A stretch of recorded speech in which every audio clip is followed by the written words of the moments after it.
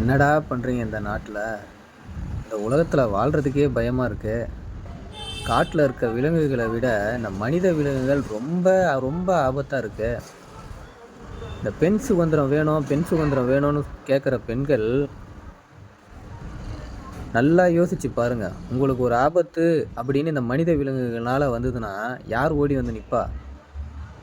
யார் தடுப்பா? இந்த விலங்குகள் கிட்டேருந்து காப்பாற்றுறதுக்காக தான் அவன் முடிஞ்ச அளவுக்கு சொல்கிறான், பாதுகாப்பாக இருங்க, உடைய ஒழுங்காக போடுங்க, இந்த விலங்குகள் கண்ணில் படாதீங்க, விலங்குகள் கிட்ட சிக்காதீங்க அப்படின்ட்டு. ஆனால் நல்லவங்க கிட்ட சொல்கிறதுக்கிட்டேயே இந்த பெண்கள் என்ன பண்ணுறீங்கன்னா, எங்களுக்கு சுதந்திரம் வேணும், எங்களை அடக்கணும், அடக்குறீங்க அப்படின்னு சொல்லி கேட்குறீங்க. இப்போ பாருங்கள் எந்த அளவுக்கு நடக்குது பாருங்கள். இந்த விலங்குகள் எல்லாம் மனிதர்கள் எல்லாம் விலங்குகளாக மாறுறதுக்கு என்ன காரணம் தெரியுமா? ஆசை. அதிகமாக ஆசைப்படுறதுனால தான் இந்த விளைவுகள் இந்த மாதிரி நடக்குது. பெண் மேலே அதிகமாக ஆசை, பணத்து மேலே அதிகமாக ஆசை, பதவி மேலே அதிகமாக ஆசை, நகைகள் மேலே அதிகமாக ஆசை, போதையில் அதிகமாக ஆசை, இந்த நிலம் இருக்குது அது மேலே அதிகமாக ஆசை.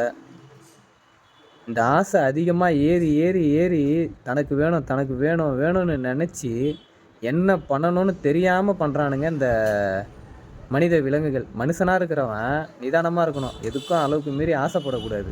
ஆனால் அளவுக்கு மீறி ஆசைப்பட்டு இப்போ எந்த அளவுக்கு வந்து நிற்கிது பாருங்கள்.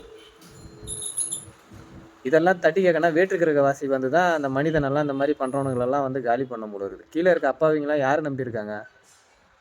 அரசியல்வாதிகளையும் பெரிய பணம் படித்தவங்களையும் பதவி படித்தவங்களையும் நம்பியிருக்காங்க. இவனுங்க எல்லாருமே இந்த மாதிரி பண்ணால் அப்புறம் எங்கே தான் போய் ஏழைக உயிர் வாழ்கிறது? அட பாவீங்களா, நியாயம் பண்ணுறீங்களாடா?